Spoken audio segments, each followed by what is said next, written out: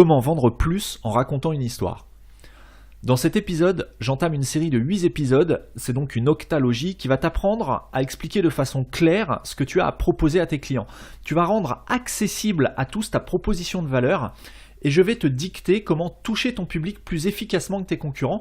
Tout au long de l'octalogie, c'est pas facile à dire, comment vendre plus en racontant une histoire, tu vas apprendre notamment les 7 composantes narratives universelles auxquelles tous les êtres humains sont sensibles, mais aussi la vraie raison qui pousse les clients à acheter. Tu vas apprendre comment faire pour que tes publicités soient parfaitement comprises par tout le monde sans aucune exception. Et enfin, tu vas apprendre comment transformer ton site web en véritable machine à vendre. Cette série de 8 épisodes s'adresse aussi bien aux hommes et aux femmes, aux webmasters de sites vitrines qu'aux e-commerçants. Et le principal objectif, c'est de clarifier le message de ta marque et donc par effet de bord augmenter ton nombre de ventes. Je suis Johan de Marketing 301. Le but de ce podcast est d'aider les e-commerçants à développer leur activité en ligne en leur dévoilant certaines pratiques mises en place par les professionnels du web, qu'il s'agisse d'agences web, de stratégie digitale ou de référencement. Ce podcast est le fruit de plus de 10 années d'expérience accumulée depuis 2006, date de la création de ma première entreprise web. En 2010, je fonde mon agence digitale qui accompagne de nombreux e-commerçants. En 2013, je m'associe et rachète en parallèle de mes activités une société spécialisée dans la vente de produits alimentaires aux professionnels et aux particuliers via sa boutique en ligne. Sur Marketing 301, je partage avec vous les outils les plus efficaces. J'échange également sans filtre avec d'autres professionnels. Je cherche à découvrir leur parcours, les outils qu'ils utilisent au quotidien et je tente de décrypter leur façon de penser et d'organiser leur journée. Marketing 301, c'est le podcast qui me permet de partager mes meilleures compétences avec les personnes qui vivent déjà ou qui souhaitent vivre du e-commerce. Pour commencer, tu dois bien garder en tête que c'est le client et non ta marque qui doit être le héros. C'est le client et non ta marque qui doit être le héros. On entend très souvent dire que le marketing, c'est un véritable gouffre financier. Alors bien que tu aies peut-être déjà dépensé des sommes importantes dans le marketing de ton entreprise, tu n'as peut-être jamais eu les résultats que tu attendais. Tu as peut-être remis en question le budget que tu avais accordé en te disant qu'il n'était peut-être pas assez suffisant. Tu as peut-être aussi remis en cause ton entreprise tout entière, ou bien même tu as remis en cause tes produits, tes services. Mais est-ce que tu t'es déjà posé la question de savoir si le problème ne venait pas du produit lui-même, mais plutôt de la façon dont tu en parles ? Une erreur qui est généralement faite par les personnes qui se lancent, c'est de travailler pour vendre plutôt que de travailler pour que le produit profite réellement à l'utilisateur final. Je vais peut-être bouleverser certains a priori, mais c'est pas la beauté d'un site web qui fait vendre, mais les mots qu'il contient. Ce n'est pas la beauté d'un site web qui fait vendre, mais les mots qu'il contient. Ça c'est vraiment quelque chose d'important à retenir. Dans cette série, Comment vendre plus en racontant une histoire, je m'inspire d'une méthode qui a fait ses preuves, qui est enseignée aux États-Unis par Donald Miller à plusieurs milliers de sociétés américaines chaque année. Donald Miller, c'est un auteur américain, un conférencier, un entrepreneur qui enseigne cette méthode de l'histoire de la marque. Pour en revenir aux objectifs de la méthode, c'est principalement d'aboutir à un message limpide, tout simplement parce que le cerveau humain est attiré par la précision et est rebuté par la confusion. Le cerveau humain est attiré par tout ce qui est précis et va refouler, si tu veux, tout ce qui est un petit peu confus. Donc ça va être très important d'être très précis dans ce que tu vas véhiculer comme message. Il ne suffit pas d'être le premier à lancer un produit pour que ce produit cartonne. Il faut ensuite savoir exprimer pourquoi tes clients vont avoir besoin de ton produit. Il faut savoir expliquer ce que ton produit ou ton service va réellement leur apporter dans leur vie quotidienne. Donc la question n'est pas de savoir ce que tu vas gagner quand tu auras retravaillé ton message en écoutant les épisodes, mais plutôt de savoir combien, là, en ce moment, tu es en train de rater de ventes juste parce que tes prospects ne parviennent pas à se faire une idée de ton offre dans les 5 premières secondes de visite sur ton site web. Au fil des épisodes, je vais répondre aux questions de savoir pourquoi la méthode de Donald Miller fonctionne, de savoir ce qui se passe dans la tête des consommateurs lorsqu'ils sont confrontés à un message qui est clair et précis, et de savoir comment expliquer que des marques comme Apple ou Coca-Cola dominent leur marché en ayant recours de façon intuitive aux différents procédés qu'on va voir ensemble. Des marques d'ordinateurs ou de soda, il y en a plein. Par contre, il y en a qui dominent par rapport à d'autres, et bien on va étudier un petit peu tout ça. La plupart des supports marketing sont inefficaces car l'approche est beaucoup trop complexe et le cerveau ne sait pas vraiment comment traiter les informations qui lui sont envoyées. Plus un message est simple et prévisible, c'est un petit peu ce que je viens de dire juste avant, plus le cerveau va l'assimiler facilement. Pour arriver à délivrer un message très simple, l'usage de la narration est vraiment excellent, car la narration, c'est une façon d'organiser les pensées selon une certaine logique plus facilement assimilable par le cerveau humain justement. Et c'est exactement ce qu'on cherche à faire. Il faut donc mettre au point un scénario qui va organiser les informations de façon logique afin que le cerveau de ton interlocuteur n'ait pas d'effort à fournir pour comprendre ton message. C'est vraiment là la clé du succès, il faut qu'il comprenne facilement. Alors pour comprendre ce qui se passe dans notre cerveau, que ce soit le tien, celui de tes prospects ou le mien, il faut en revenir à la pyramide des besoins d'Abraham Maslow qui dit que le cerveau veille entre autres à subvenir à nos besoins vitaux qui sont de boire, de manger et de survivre. À notre époque industrielle, cela se résume à avoir un travail pour avoir de l'argent, puis avoir un toit, avoir un logement et avoir de quoi manger, avoir un frigo plein. Une fois que notre cerveau a assuré notre besoin de sécurité physique, il va envisager notre besoin d'appartenance.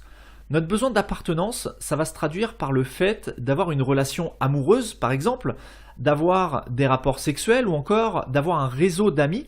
Et toutes les réponses à ce besoin d'appartenance va nous permettre d'envisager un soutien en cas de menace sociale si un jour tu étais face à une menace sociale.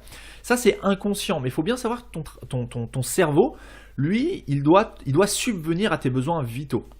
Et ensuite tes besoins d'appartenance. Et une fois que ton besoin d'appartenance est assouvi, ton cerveau va s'attaquer à tes besoins supérieurs. Alors nos besoins supérieurs, ils peuvent être d'ordre psychologique, physiologique ou spirituel, et ils vont nous permettre de donner un sens à notre vie.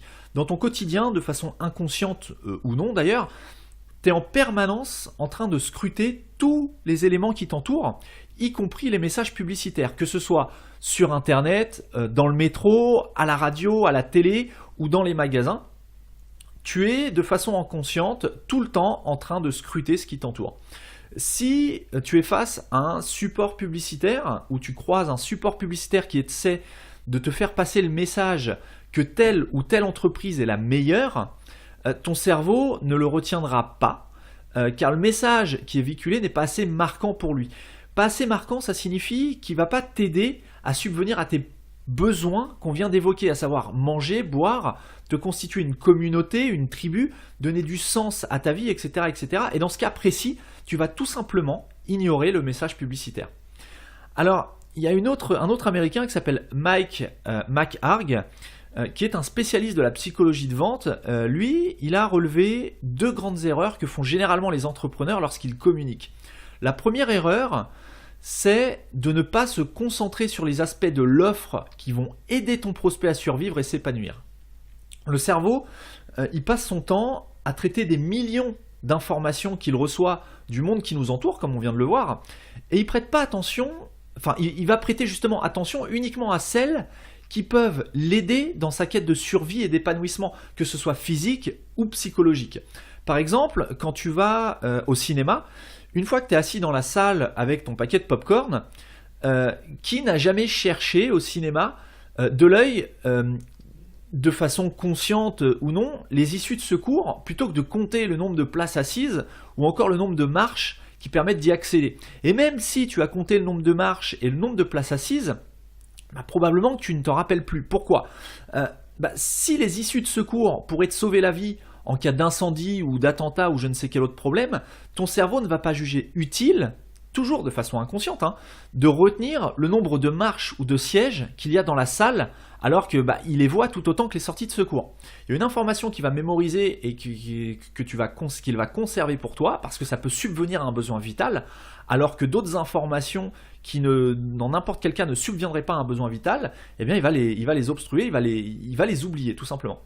Dans ton message publicitaire, communiquer sur les valeurs internes de ton entreprise ou sur l'histoire de ton entreprise, ça revient à indiquer le nombre de sièges ou de marches à tes prospects.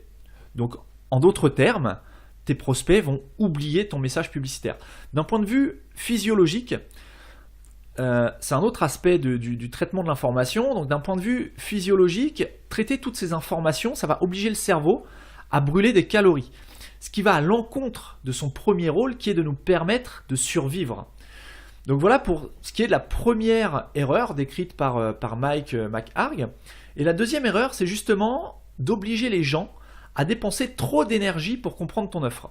Donc donner trop d'informations imprécises, ça revient à demander à ton interlocuteur de faire des, je sais pas, pendant que tu es en train de discuter avec, de faire des flexions pendant que tu discutes avec lui. Et là, il n'y a pas besoin d'être psychologue pour deviner qu'il perdra vite le fil de la discussion que vous êtes en train d'avoir et il se désintéressera du message que tu essaies de lui faire passer. Alors pour éviter ces deux erreurs communes, il va falloir utiliser la scénarisation.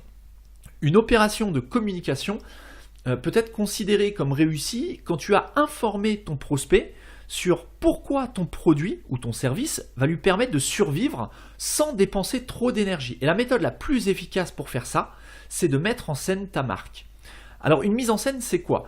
Une mise en scène, c'est exprimer une ambition, puis décrire les obstacles qui vont se présenter à la réalisation de cette ambition tout en proposant un plan qui permettra d'aboutir au résultat souhaité. Donc panique pas, hein, si c'est un petit peu flou ce que je viens de te dire, on va voir ça, je vais te décrire un peu ce concept un peu plus loin dans l'épisode.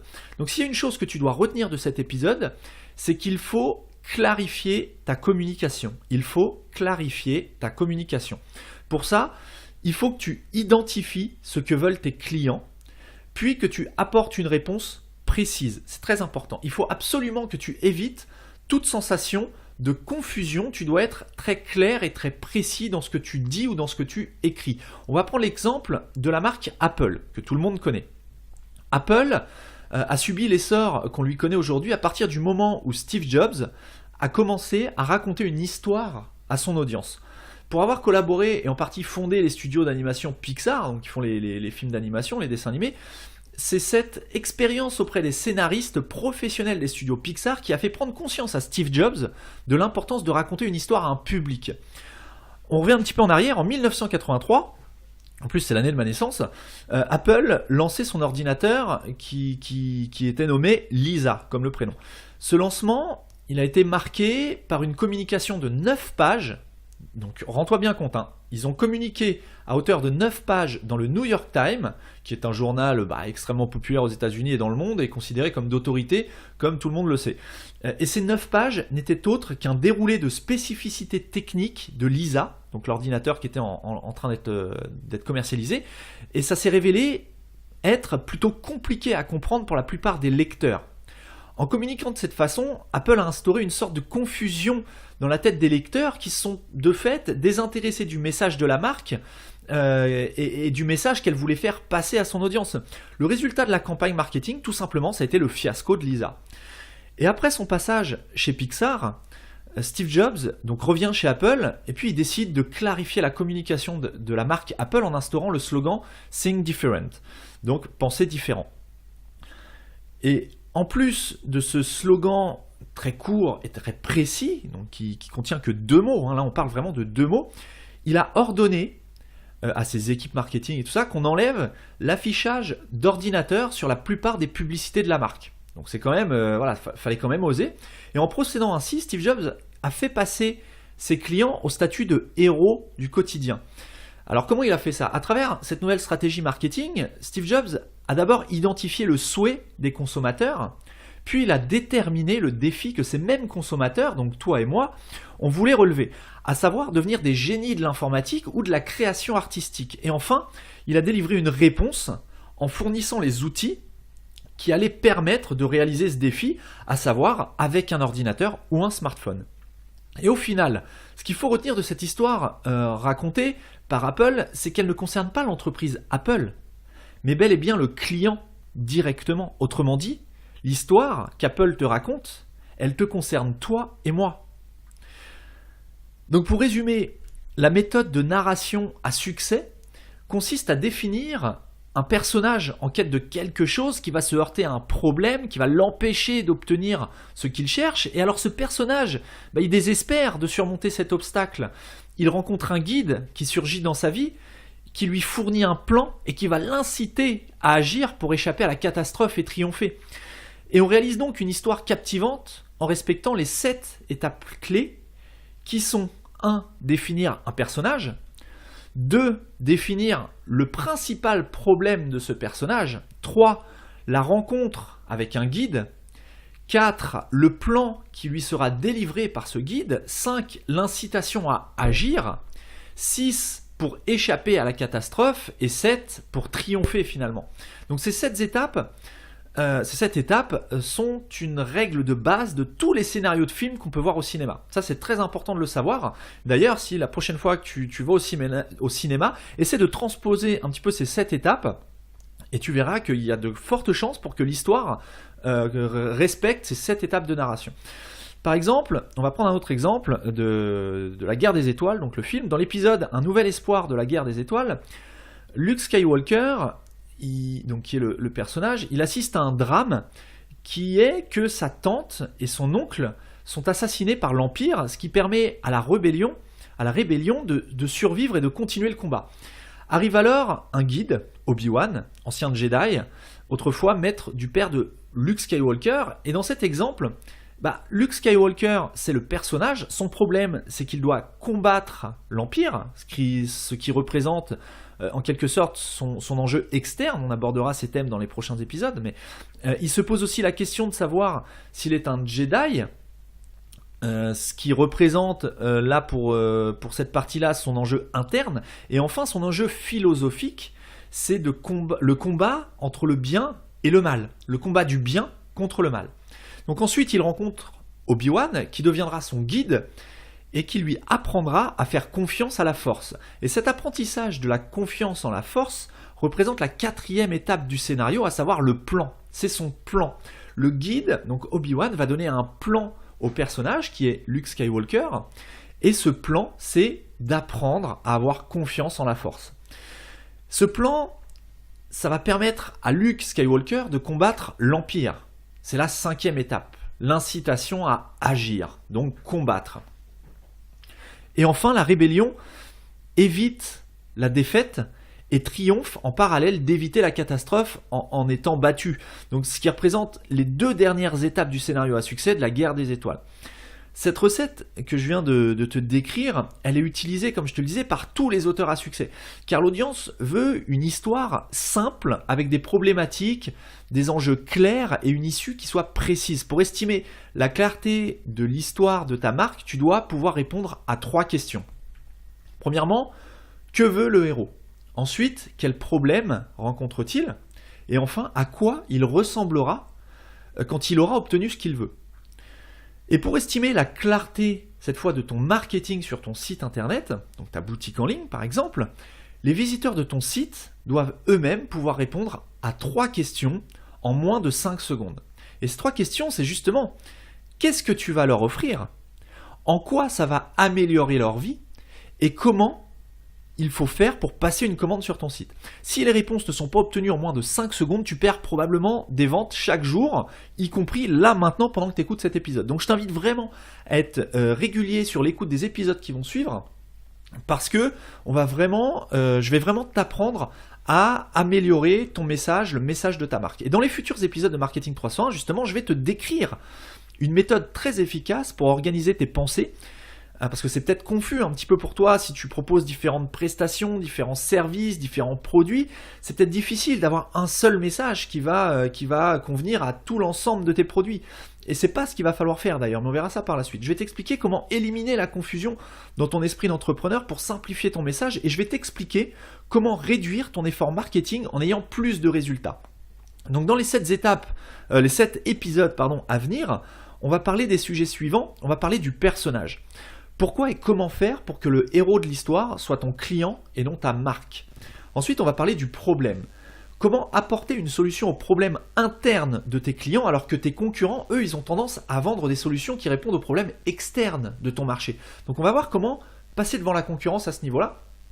Ensuite, on va parler de la rencontre avec un guide, comment te positionner en tant que guide et non pas en tant que héros vis-à-vis de ton client. Puis on va parler du plan. Comment gagner la confiance de tes clients en proposant un plan et pourquoi il ne suffit pas de se positionner en tant que guide pour faire des ventes. Ensuite, on va parler de l'incitation à agir. Alors c'est un peu différent de ce qu'on appelle communément l'appel à l'action, même si ça veut dire la même chose. L'incitation à agir, c'est comment pousser ton client donc, à passer une commande, mais aussi à s'engager avec toi, avec ta marque. Ensuite, on va parler de l'évitement de la catastrophe, comment faire comprendre à ton client qu'en choisissant ton produit ou ton service, il va échapper à une fin tragique. Et enfin, on parlera du triomphe. Il ne faut jamais que tu partes du principe que les gens savent que les gens savent en quoi ta marque peut changer leur vie. Il faut leur expliquer clairement avec des mots précis. Donc voilà pour ce premier épisode. Et pour ne pas manquer les prochains épisodes de la série Comment vendre plus en racontant une histoire, je t'invite vraiment à t'abonner dès maintenant au podcast Marketing 301 sur Apple Podcast, Google Podcast ou toute autre plateforme de ton choix. Et si tu souhaites suivre avec attention et améliorer l'histoire de ta marque, eh bien j'ai mis au point un support qui va te permettre de rédiger pas à pas ton propre scénario pour augmenter les ventes sur ton site ou ta boutique en ligne. En récupérant gratuitement ce support PDF, tu vas pouvoir mettre en application tous les conseils qui te seront donnés dans les 7 prochains épisodes des semaines à venir. Pour récupérer cette trame de scénario gratuitement, connecte-toi, rends-toi simplement sur marketing301.net/scénario. SCENARIO. La semaine prochaine, je te détaillerai la première étape de la méthode. Et grâce au support PDF que tu auras téléchargé sur marketing301.net/scénario, tu pourras déjà commencer à définir l'objectif du personnage de ta marque. Sur ce, je te souhaite une excellente semaine et je te donne rendez-vous mardi prochain pour le second épisode de la série Comment vendre plus en racontant une histoire. À mardi.